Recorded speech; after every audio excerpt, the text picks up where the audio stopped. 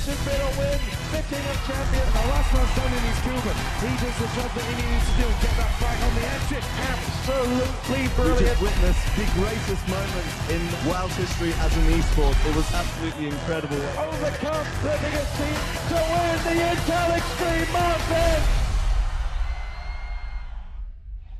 Alright, ladies and gentlemen, welcome back. My name is HDPhoenix. I'm joined by my beautiful co-caster, KellyMilkies, and this is going to be an explosive match. It's going to be GGFight here in the 7 o'clock position as the blue Terran, and once again we have aLtAaron as the teal Protoss here in the 2 o'clock position, and we are on Xel'Naga Caverns. What do you think, Kelly? What do you think they're going to open up with? And sorry, I'm facing some technical difficulties. You go first. Okay, so now the thing is on this map, right, because it is so wide open, and if you just watch the GSL, you basically watched Marine King Prime abuse the mobility of this map, is because you do have a back route into the base from here. You can swing in from the right, you can swing in from the left. There's also this other choke. So if GGFight decides to play more bio, you know, maybe he's inspired by Marine King Prime, he does have the map advantage. But it's going to really come down to Aaron, see whether or not he's going to play like Huck, where he's going to go force fields, because this map is fantastic for force fields for the exact same reasons. These pathways are very narrow chokes. Like anytime if a marine ball or a tank ball tries to push into that, and if Aaron gets these choice force fields, then he's just going to slice the opponent's army in half and just dominate that. So yeah, but GGFight has a lot of good Protoss. GG is actually full of good Protoss. That's the ironic thing. A lot of people in GG is here actually has quite a number of Protosses that are in the Master League, and almost all of them were rank 1 diamonds in their own respective league before the patch. So he would have a way to deal with Protosses based on the fact that he's gonna be practicing a lot. He's gonna move his Terrans, he's gonna move his SCV to a weird place, so he's gonna check if there's any proxy. A really good move by him shows that he's gonna be a careful player. So I'm sure we're gonna see some excellent play from him. Here comes a pro from Aaron to see what he's up to. So he's from my clan. I would want to support him. I'll keep the bias to the minimum, but you have seen how he won against Alternate Oxygen, who actually got 3rd place in BlizzCon Invitational last year. So we're definitely going to see some really good fights for him, because Oxygen also won SSL, right? Yep, he certainly did. He won SSL December. And this probe sees everything he wants to see. I really do like this play by GGFight, because he's being extremely careful, checking in the top corner, making sure there's no kind of proxy pylons. Yeah, very careful. Being very, very safe. And actually, early Marine coming out, and then this Marine is also being very safe to check. And basically, the probe saw what he wanted to see. He saw the gas. He stole his own gas, and then he ducks it out of there. Meanwhile, this SCV is actually punching this gateway. It's going to take 1,000,000 years to drill that thing down. But, actually, Aaron does not want it. He's going to review. Actually, he's going for second gas. So, I mean, GGFight should be ready for this. He knows there's not going to be any kind of early pressure. It's going to just be 2 gas into Cyber Core. And then when you have 2 gas, you just don't have the probes on minerals to get out of. Yeah, sorry, go ahead. No, it's your turn. He's currently losing out his Stalker, so I think he's gonna go for aggressive play. He wants to deny any scouting. I think he's gonna go for some Void Ray. I think he's gonna go for Void Ray units. I'm pretty sure he's gonna go for Stargate and going for Void Ray push. Well, that's the thing, because you know when you go for that very, very early gas, it does open up a lot of options. If you're Huck, and then the name of the game is Force Fields. So you're going to get out a lot of early sentries, but double gas also allows you to go early Twilight Council.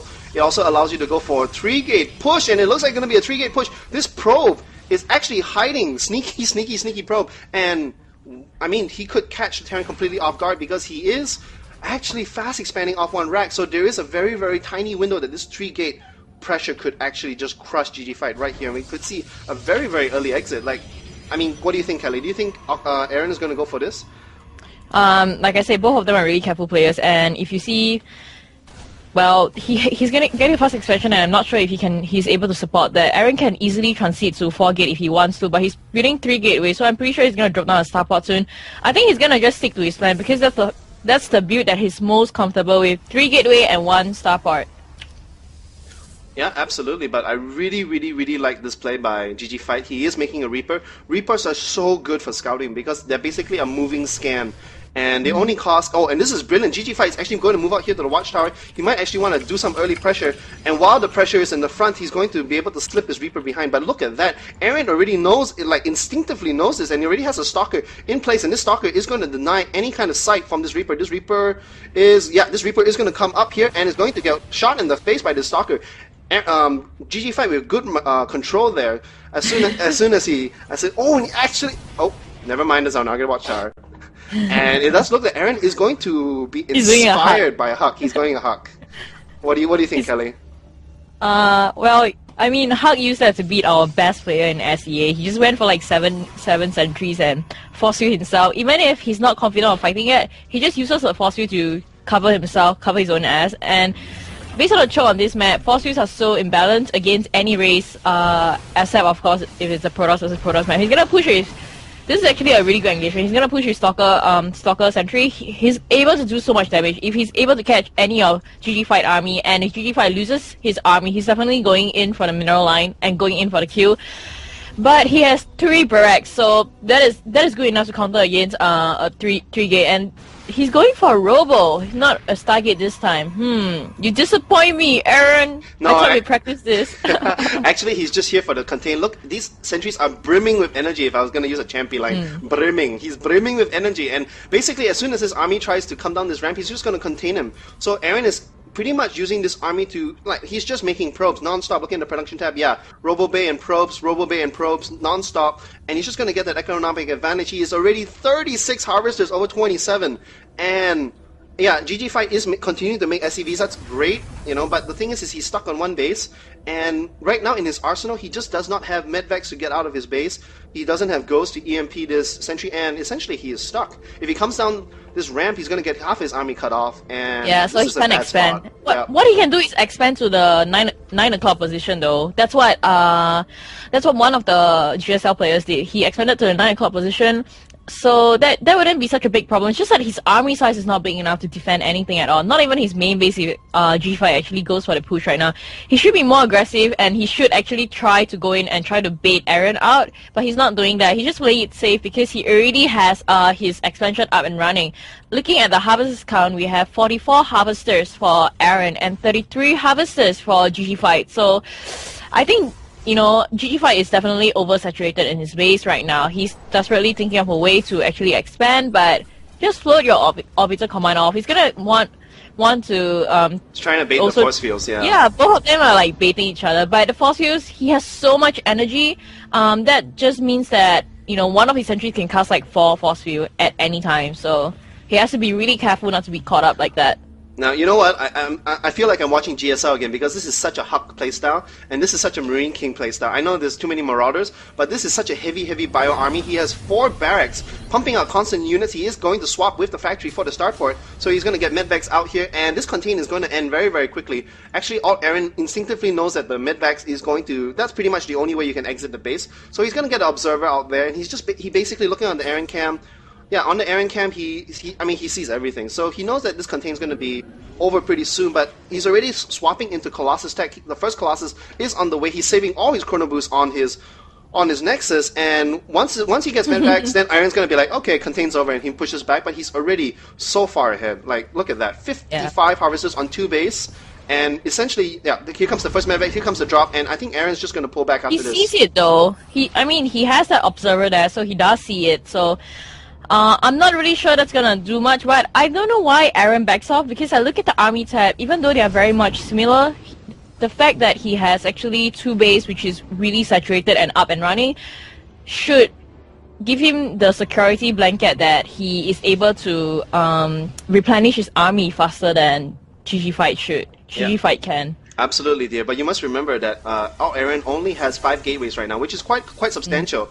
But remember, a bio army does excellent against any kind of Protoss gate units, especially with any kind of medvac support. You really do need your tier 3 units. It's very unfortunate that Protoss is that style. If you want to deal with really mass bio, especially a very heavy Marauder army, you do need that Colossus. So Aaron is playing very, very safe. He knows he's ahead. If I'm going to use our aLtAaron's line, if you're ahead, stay ahead. Get more ahead. So he's playing really, really, really safe. I know. After I started watching GSL, I'm like ripping people's lines off.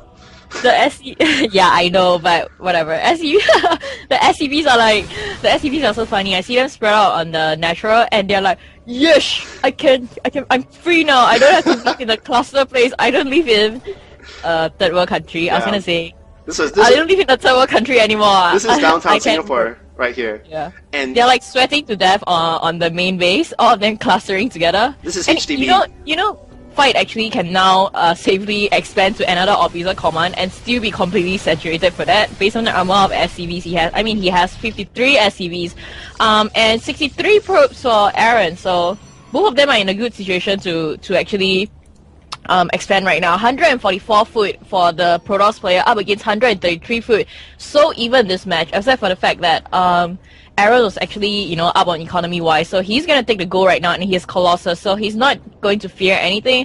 I would really like to see some Phoenixes throw into play to take down the Medivacs.